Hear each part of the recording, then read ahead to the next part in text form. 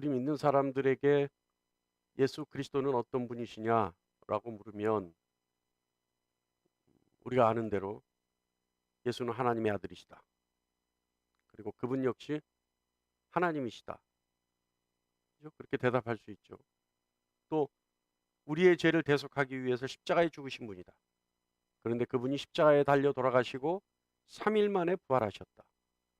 그리고 그분은 공생의 기간 동안 12명의 제자를 집중적으로 가르치시고, 그래서 그 12명의 제자, 그중에 한 명이 뭐 나중에 바뀝니다마는, 어쨌든 12명의 제자를 통해서 주님이 가르쳐 주신 복음들이 세상에 퍼져나간다. 전파된다. 뭐 이 정도. 주님, 우리가 아는 예수님에 대한, 예수 그리스도에 대한 지식이죠. 그런데 우리가 예수 그리스도를 통해서 무엇을 교훈으로 삼아 우리 삶에 적용시켜야 되느냐라고 묻는다면 조금 막연할 수 있죠. 예수 그리스도를 통해 우리가 어떤 것을 교훈으로 삼고 우리 삶에 적용시켜야 되느냐. 그럼 예수님의 어록에 있는 모든 말씀을 우리 삶에 적용시켜야 되죠. 그죠? 그런데 그러기에는 너무 막연해요. 분량이 너무 많아요. 오늘 본문 말씀이 예수님이 가르치심에 또는 예수님의 삶에 무엇을 교훈으로 삼아 우리의 삶에 적용시켜야 되느냐라고 하는 모든 것에 대한 명확한 답이 오늘 본문 말씀입니다. 그리고 오늘 본문 말씀이 복음의 엑기스라고 할 수도 있습니다. 그래서 오늘 우리가 이 말씀을 가지고 저와 여러분이 함께 나눠보겠습니다. 사실은 이 말씀을 보려면 빌립보 교회의 성도들의 특성과 왜 그들에게 바울이 이 편지를 쓰게 됐는지에 대한 배경도 알아야 합니다마는, 오늘은 그런 거 다 생략하고 오로지 바울이 우리에게 제시하는 참 그리스도인의 삶의 모습은 어떠한 것인지에 대해서만 저와 여러분이 함께 나눠보겠습니다. 5절 말씀 다 같이 한번 볼까요? 시작. 너희 안에 아직 안 나오네. 시작. 너희 안에 이 마음을 품으라. 곧 그리스도 예수의 마음이니. 칼빈은요, 마음에 대해서 이렇게 설명을 해요. 마음이란 생각을 행동으로 옮기려고 하는 의지, 이것이 마음, 또는 그 의지가 있는 것이 마음이라고 설명합니다. 그러니까 생각이 있으면 그 생각을 실천으로 옮길 수 있게 하는 의지를 갖는 것이 마음이다. 또는 그 의지가 마음이다. 그래서 우린 어떤 뭐를 어떤 각오를 하거나 어떤 작정을 할 때 뭐라 그래요? 뭐를 한번 해보자 막 이럴 때 어떻게 해요? 마음 먹기 달렸다 이렇게 얘기하잖아요. 그러니까 실천하고 의지를 옮기려고 하는 그 의지가 모이는 것이 어디냐면 마음이에요. 마음에서 그 의지가 생산되고 마음에 그 의지가 있어요. 그 의지 자체를 또 마음이라고 할 수도 있어요. 자, 그러면 바울의 권면에 의하면 너희 안에 이 마음을 품으라 곧 그리스도 예수의 마음이니, 이 권면을 우리가 좀 더 쉽게 해석한다면 그리스도인이라면 그리스도 예수의 마음을 품으라 이렇게 들을 수 있습니다. 그죠? 그러니까 그리스도인이라면 최소한, 아니 그리스도인이라면 반드시 그리스도의 마음을 품어야 한다. 예수를 닮으려고 하는 것, 예수와 같은 모습을 가지고 살아가는 것, 예수와 같은 모습을 가지려 하는 것, 이것은요 예수 그리스도를 사랑한다는 증거입니다. 예수를 사랑한다면 반드시 예수를 닮으려 해야 합니다. 예수를 사랑한다 하면서도 예수를 닮으려 하지 않는다면 그것은 예수를 사랑하지 않는 것입니다. 그러면서도 예수를 사랑한다는 것은 거짓말이라고 해도 무방합니다. 그리스도 예수를 사랑한다면, 또는 사랑해야겠다고 생각한다면 그리스도의 마음을 품으려는 의지를 자신의 마음에 가져야 합니다. 바울은 말합니다. 너희 안에 이 마음을 품으라. 여러분, 우리 모습은 제각각이죠. 각각 다른 모습으로 살아가고 있죠. 그리고 우리의 삶 역시 각각 다를 수밖에 없습니다. 우리가 이렇게 앉아 있지만 우리에게 똑같은 것을 찾을 수 있는 것 거의 없습니다. 그러나 그리스도인의 마음과 마음에서 나오는 삶의 향기는 모두가 같을 수밖에 없습니다. 왜냐하면 그리스도인은 모두가 그리스도의 마음을 품어야 하기 때문에 향기가 같을 수밖에 없습니다. 아멘. 자, 우린 다 달라요. 그런데 여러분, 우리가 그리스도 예수의 마음을 품었다면 우리의 마음의 의지는 그리스도 예수의 마음으로 통일되어 있어요. 그러니까 우리는 그리스도 예수의 마음을 품었기 때문에 그리스도 예수의 삶의 향기를 뿜어낼 수밖에 없습니다. 그러니까 여러분 각자에 나오는 그 향기는, 삶의 향기는, 삶의 모습은, 삶의 특성은 그리스도를 닮은 삶이죠. 그렇기 때문에 삶의 향기가 모두가 같을 수밖에 없어요. 그리스도 예수의 마음이란 뭘까요? 6절 말씀에 기록하고 있습니다. 다 같이요. 시작. 그는 근본 하나님의 본체시나 하나님과 동등됨을 취할 것으로 여기지 아니하시고. 근본 하나님의 본체시나, 근본 하나님의 본체시나. 잘 들으세요. 이건 뭐 여러분 저 쉬울 수 있어요. 잘 들으시면 쉬울 수 있어요. 자, 근본 하나님의 본체라고 하는 것은 창조주 하나님과 본질적으로 같다는 얘기입니다. 창조주 하나님과 본질적으로 같다. 다시 말하면, 한마디로 말하면 예수님은 하나님이시다 라고 하는 거죠.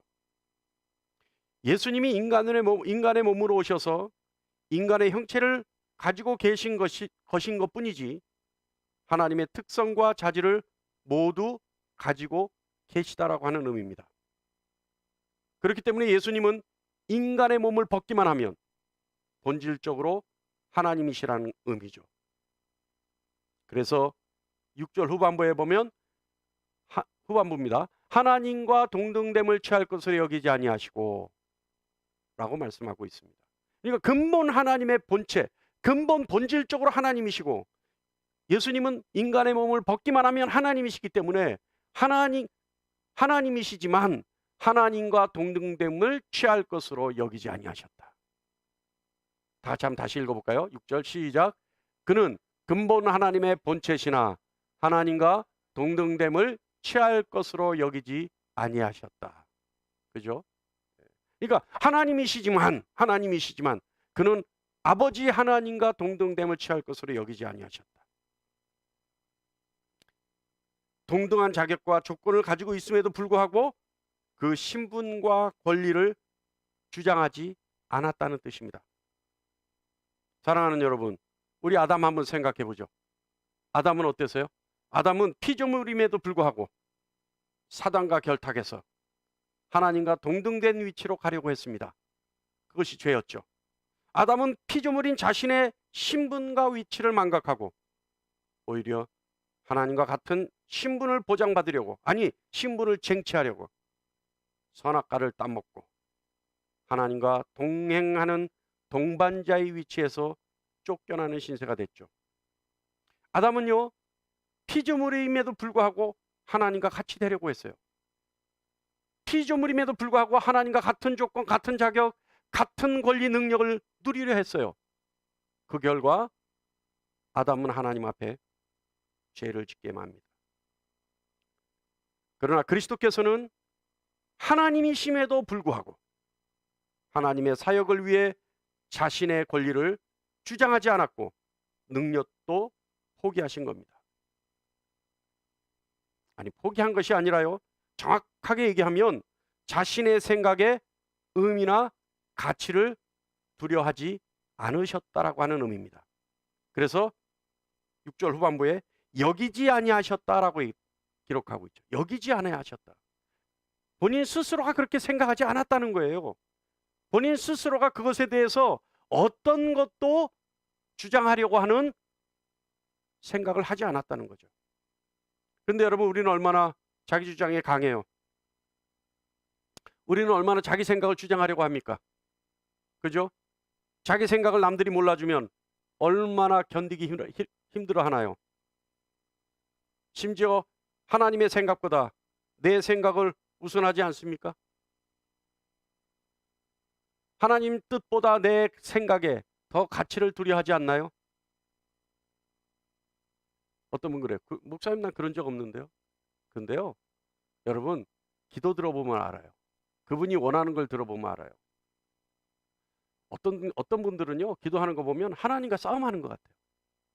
하나님은 막 안 주려고 하는 분이고, 기도하는 분은 막 하나님께 뺏으려고 하는, 막 쟁취하려고 하고, 어떤 분은 하나님은 막 안 주려고 막 도망 다니는 분 같고, 어떤 분은 하나님께 뺏으려고 막 잡으러 다니는 분 같아요. 기도하는 거 들어보면. 에? 아니에요. 여러분, 우리 주님을 닮아야 하는 건 뭐죠? 지금 주님이 보여주시는 거예요. 동등됨을 취할 것으로 여기지 아니하시고, 근본 본체 하나님이시나 그 예수 그리스도께서는 이 땅에 오셔서 인간의 몸을 입고 있을 때, 다시 말하면 하나님의 사역을 감당하고 있을 때, 하나님의 뜻을 이루어 드리려고 이 땅에 오셨을 때는 어떻게 하셨다고요?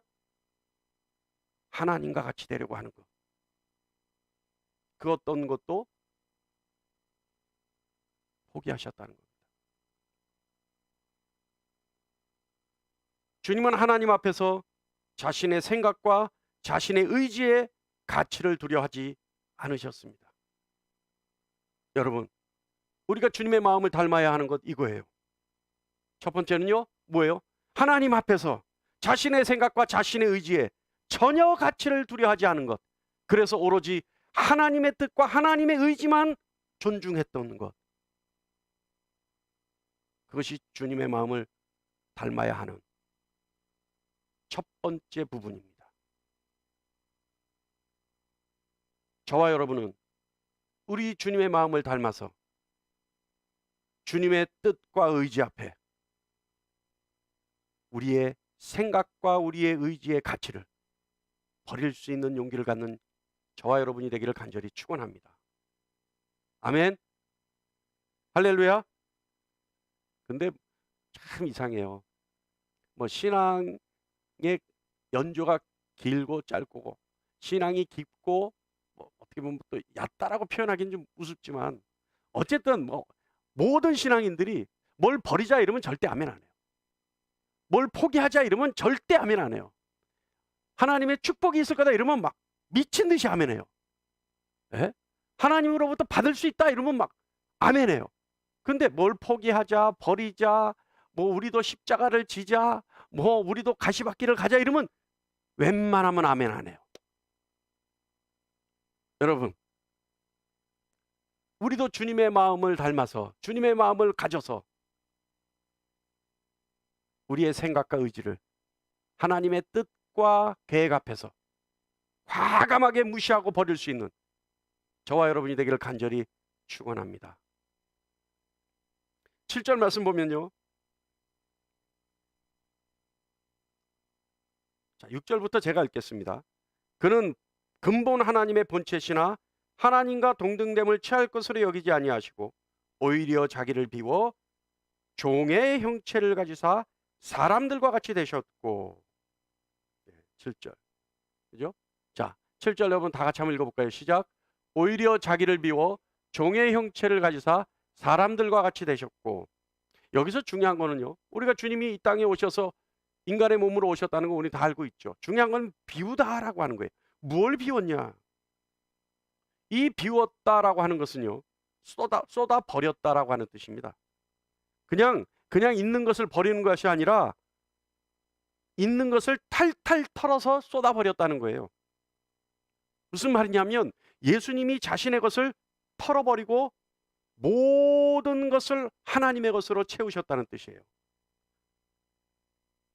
하나님의 뜻을 채우기 위해 자신의 뜻을 다 비워버렸다는 뜻입니다. 그래서 주님은 하나님의 뜻을 채우신 결과 낮추셔서 사람과 같이 되셨다는 뜻이죠. 하나님이신 예수님이 하나님으로 계셔야 한다는 의지의 가치를 두지 않으시고 오히려 그 마음조차 쏟아버리시고 하나님 뜻을 채우셔서 하나님의 뜻인 인간의 모양으로 오시는 것을 마다하지 않으셨다라고 하는 말씀입니다. 여러분, 자신을 비운다는 것,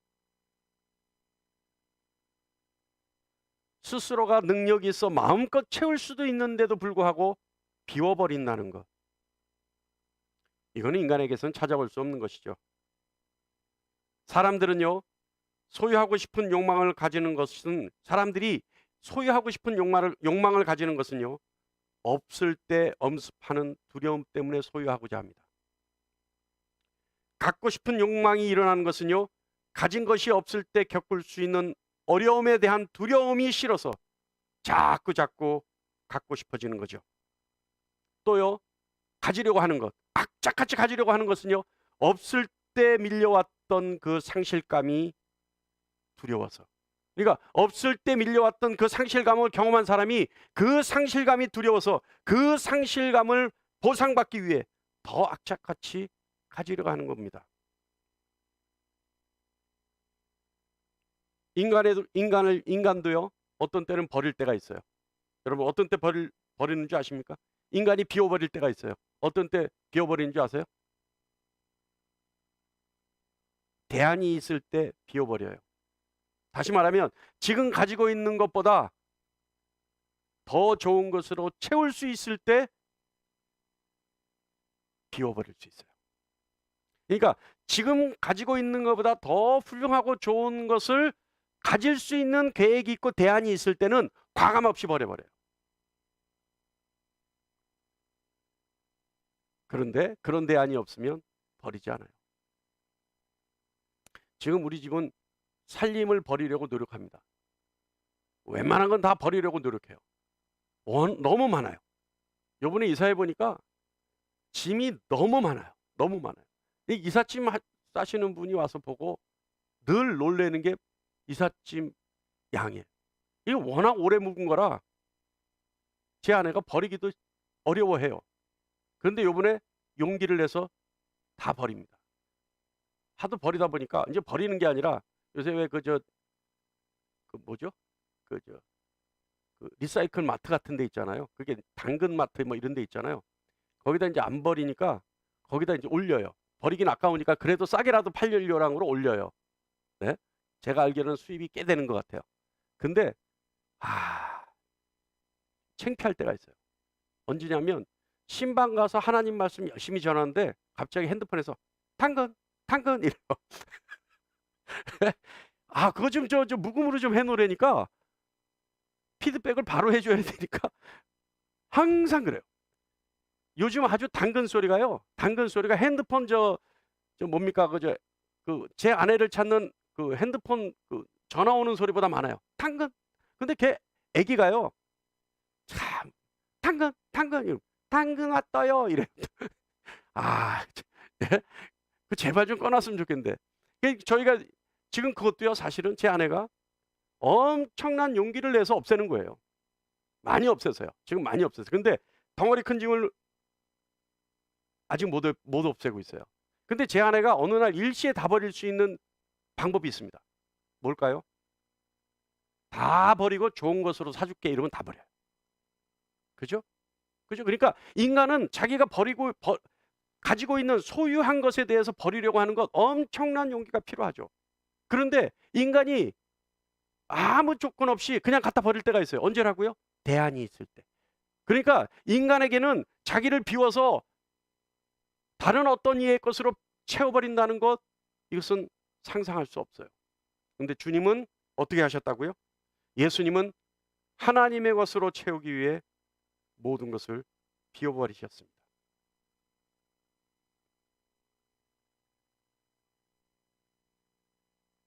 여러분, 주님이 인간의 몸으로 오셔서 인간의 몸이 되신 지, 그리고 인간으로 오셨기 때문에 할 수밖에 없었던 일, 8절 말씀에 기록하고 있죠. 8절 볼까요? 다 같이 시작. 사람의 모양으로 나타나사 자기를 낮추시고 죽기까지 복종하셨으니 곧 십자가에 죽으심이라. 그죠? 그러니까 자기를 비워 종의 형체를 가지사 사람들과 같이 되셨고, 그리고 사람의 모양으로 나타나사 자기를 낮추시고 죽기까지 복종하셨으니 곧 십자가에 죽으십니다. 이 말씀을요, 정확하게 표현하면, 저 말씀을 여러분 보시면서 제가 다른 방법으로 다른 뜻으로 다른 말로 해석한 것을 한번 들어보세요. 이 말을 정확하게 표현하면요, 십자가에 죽어야 한다는 하나님의 뜻에 십자가의 죽음으로 복종하셨다라고 하는 의미죠. 그러니까 사람의 모양으로 나타나서 자기를 낮추시고 죽기까지 복종하셨으니 그 십자가의 죽으심이라고 하는 이 말의 진정한 뜻은 십자가에 죽어야 한다는 하나님의 뜻에 복종하기 위해 십자가의 죽음으로 복종하셨다. 순종은요, 자신의 의지가 없는 것을 순종이라고 하지 않습니다. 순종은 자신의 의지가 있으나 하나님의 의지, 하나님의 뜻 앞에서 자신의 의지를 꺾어버릴 줄 아는 게 순종입니다. 하나님은 그 순종을 기뻐하시죠. 왜냐하면 하나님은 우리에게 자유의지를 주셨기 때문에 그렇습니다. 그러니까 우리가 우리 마음대로 할 수 있고, 우리가 욕심을 부릴 수 있고, 우리가 우리 뜻대로 할 수 있고, 우리가 우리 계획대로 할 수 있는 의지를 가지고 있지만, 하나님의 뜻과 계획 앞에서는 자신의 것을 용기 있게 꺾을 줄 아는 것, 이것이 순종이고, 그 순종을 하나님이 기뻐하십니다. 그런데요, 예수님은 하나님의 뜻을 받들기 위해, 하나님의 뜻을 따르기 위해 인간의 몸으로 오시고 이 땅에서 자신의 의지를 꺾으시고 십자가에 달려 죽으셨는데, 예수님의 복종의 값은, 값어치는, 은혜는 그것뿐만이 아니에요. 예수님의 그 십자가의 죽음에, 그 죽음이 값지고 귀하고 우리가 찬송하지 않을 수 없는 것은 우리들의 바람에도 예수님이 순응하기 위해 십자가에 달려 죽으셨다는 뜻이에요. 뭐냐 하면 구원을 간절히 바라는 우리들의 영혼에 예수님은 십자가의 죽으심으로 섬겨 주셨다는 뜻입니다. 하나님이신 예수님이 당신이 만드신 세상에서 당신이 만드신 인간들의 영혼에 응해 주셨다는 사실이죠. 그래서 마가복음 10장 45절에 인자에 온 것은 섬김을 받으려 함이 아니라 도리어 섬기려 하고 자기 목숨을 많은 사람들의 대속물로 주려 함이라. 어때요?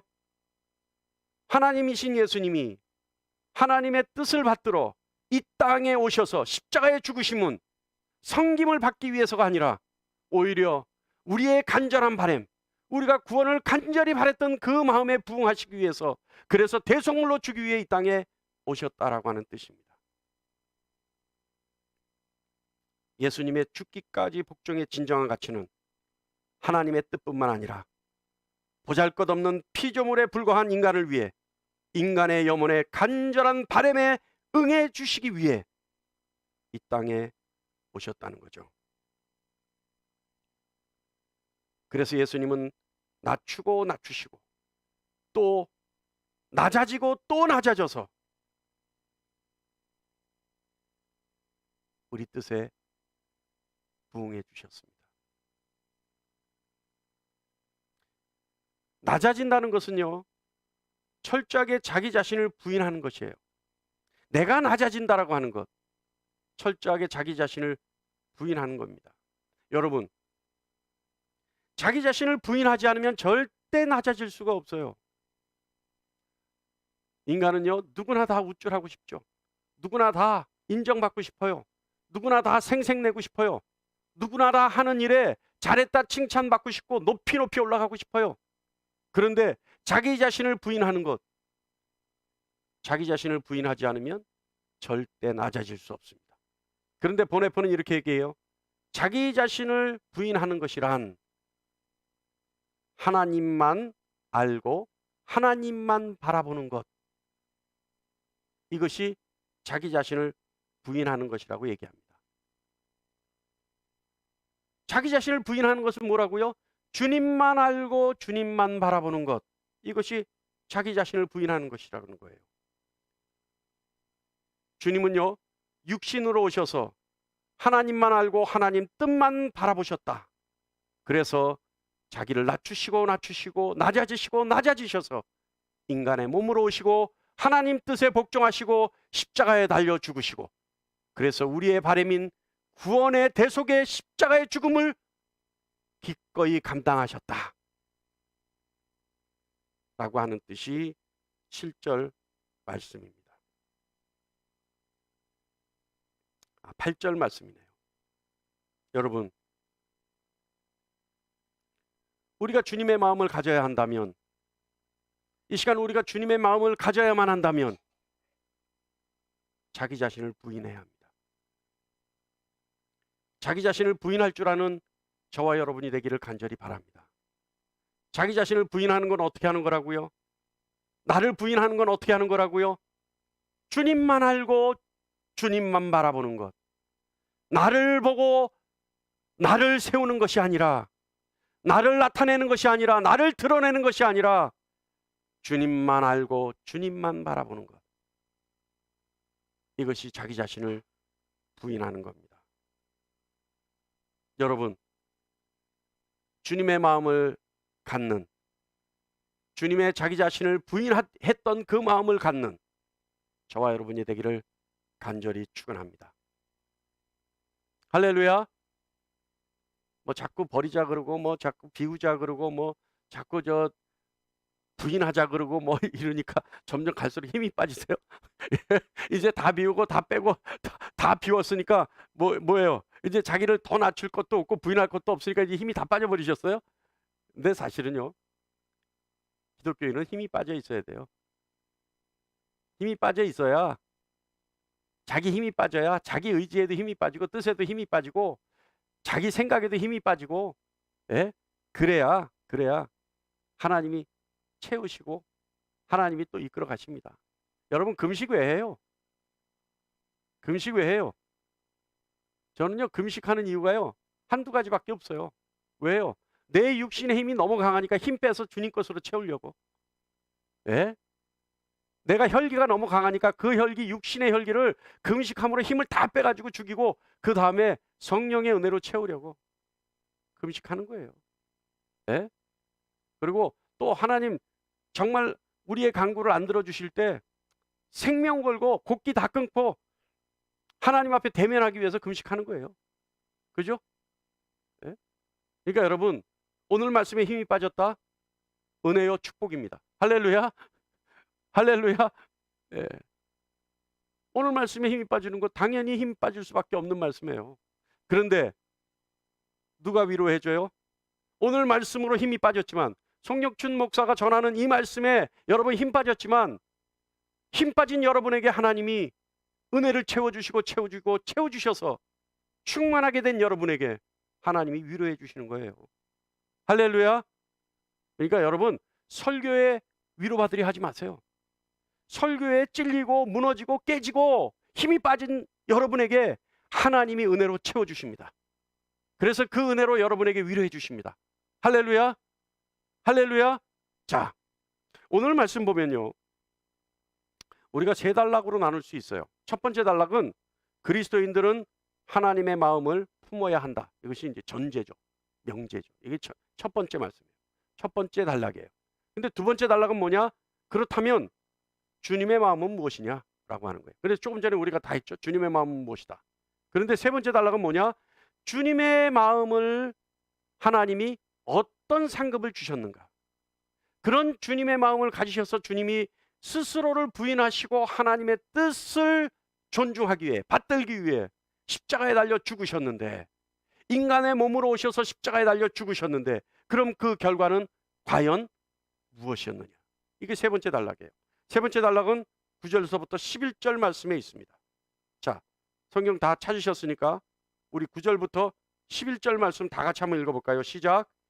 이러므로 하나님이 그를 지극히 높여 모든 이름 위에 뛰어난 이름을 주사 하늘에 있는 자들과 땅에 있는 자들과 땅 아래에 있는 자들로 모든 무릎을 예수의 이름에 꿇게 하시고 모든 입으로 예수 그리스도를 주라 시인하여 하나님 아버지께 영광을 돌리게 하셨느니라. 아멘. 그래서 9절 처음에 뭐라고 말씀하고 있어요? 이러므로는 뭐예요? 6절부터 8절까지. 그러니까 하나님의 본체시나 하나님과 동등됨을 취할 것으로 여기지 아니하시고, 그죠? 그리고 8절에 죽기까지 복종하셨으니, 그래서 곧 십자가에 죽으셨으니, 이러므로 그렇게 하셨기 때문에, 주님이 그렇게 하셨기 때문에 이러므로 그다음부터 하나님이 무언가 하셨어요. 자, 6절부터 8절까지 하나님의 뜻을 온전히 섬긴 결과를 말씀하고 있습니다. 하나님은요, 예수님의 이름을 세상의 모든 이름 위에 가장 으뜸 가는 이름으로 삼으셨어요. 으뜸 가는 이름으로. 그러니까 그냥 여러분, 이름만 으뜸 가는 이름으로 삼으셨을까요? 이름은요, 한 인격체를 대표합니다. 여러분요, 그냥 저를 안 보고 있다가도 어때요? 송영춘 목사 이러면 어때요, 여러분? 저의 얼굴서부터 저의 성격, 제가 말씀 전하는 어떤 태도, 이런 거 다 알 수 있죠? 제가 무슨 사역을 하는지, 여러분과 어떤 관계인지, 여러분 제 이름만 들어도 여러분한테 이미지가 떠오르죠? 그러니까 지금 하나님이 이름으로 하나님이 그를 지극히 높여 모든 이름 위에 뛰어난 이름을 주셨다라고 하는 것은 무슨 뜻이냐면, 예수님이라고 하는 그 인격계 자체, 예수님이라고 하는 그 예수님의 삶, 예수님이라고 하시는 그 예수님의 사역까지도 다 포함되어 있다는 얘기죠. 예수님 그 본질, 그 예수님을 어떻게 했다고요? 모든 이름 위에 가장 뛰어난 이름으로 삼으셨다는 겁니다. 그 이름을 뛰어난 이름으로 삼으신 범위는 어디까지냐면요, 10절에 있죠. 하늘에 있는 자들과 땅에 있는 자들과 땅 아래에 있는 자들로. 하늘에 있는 자는 어떤 존재들이에요? 천사와 같은 천상의 존재들이에요. 땅에 있는 자들은 어떤 존재들이에요? 모든 피조물이에요. 하나님이 지으신 모든 피조물. 그러니까 천상에 있는 천사와 같은 존재들과 영적 존재들이죠. 땅에 있는 하나님이 지으신 모든 피조물, 땅 아래에 있는 자들은 누구예요? 땅 아래에 있는 자들은 그야말로 악한 영에 속한 자들이에요. 그러니까 지금 하늘에 있는 것과 땅에 있는 것과 땅 아래에 있는 모든 것이라고 하는 것은 세상의 모든 것, 하나님 외에는 모든 것을 얘기하는 겁니다. 하나님 한 분 외에는 모든 것, 그 모든 것이 예수의 이름에 굴복하게 하셨다. 다시 말하면 항복하게 하셨다라고 하는 뜻이죠. 그리고 11절 말씀 보면 모든 이름으로 예수 그리스도를 주라 시인하여. 여러분, 이 말씀은요, 온 세상의 모든 것이, 다시 말하면 하나님을 제외한 모든 것이 예수 그리스도 앞에 무릎 꿇고 항복하고 경배하게 하셨다라고 하는 뜻이에요. 예수 그리스도의 이름을 받들어 경배하게 하셨다라는 뜻입니다. 그리고 하나님께 영광 돌리게 하셨다. 그 뜻은 하나님이 우리를 구원하시는 한 분 하나님이시라는 사실을 예수 그리스도를 통해 확인하게 하셨다라고 하는 뜻입니다. 여러분,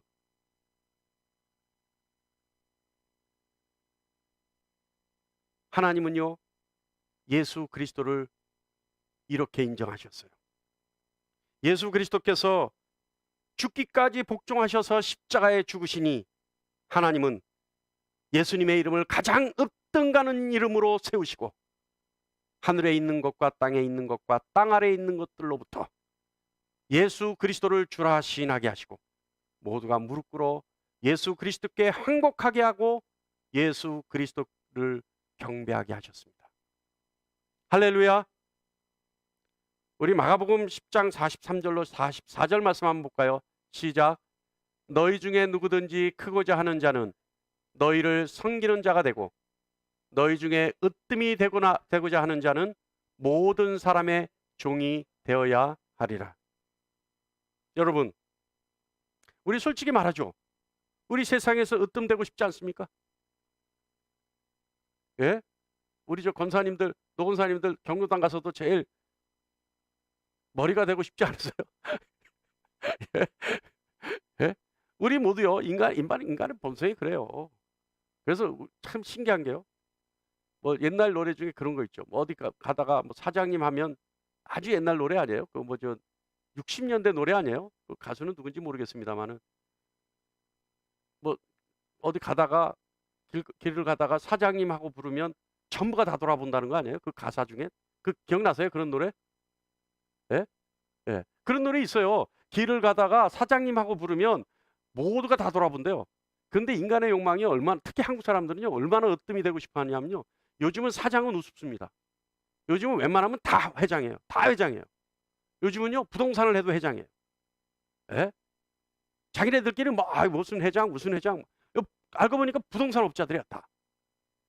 그들이 뭐 작고 보잘것없다. 제가 폄하하는 거 아니에요. 그 정도로, 구멍가게를 해도 회장님이라 소리 하더라니까요, 회장님. 예? 그러니까 얼마나 사람의 욕심이, 욕망이 으뜸이 되고자 하는 것이 강해요. 여러분, 우리 또 그렇지 않습니까? 우리가 하나님의 자녀니까 세상에서 능력을 발휘하고 싶지 않습니까? 그죠?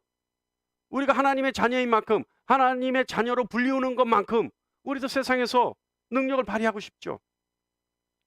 또요, 우리가 살면서 우리가 나중에 구원받아 죽어서 천국에 가서도 큰 상급을 받고 싶지만 이미 이 땅에 살면서도 하나님으로부터 상급받고 하나님으로부터 칭찬받고 그리고 하나님의 기쁨이 되고 살고 싶지 않습니까? 인지상정이에요. 다 그래요. 그렇지 않은 사람은 의욕이 없는 사람이죠. 우리 다 마찬가지예요. 누구나 할 것 없이 으뜸이 되고 싶고 우두머리가 되고 싶고 머리가 되고 싶고 꼬리는 되기 싫고, 그죠? 줄을 서도 맨 앞에 줄 서고 싶고, 그죠? 차를 타도 제일 좋은 자리에 앉고 싶고, 그렇지 않습니까?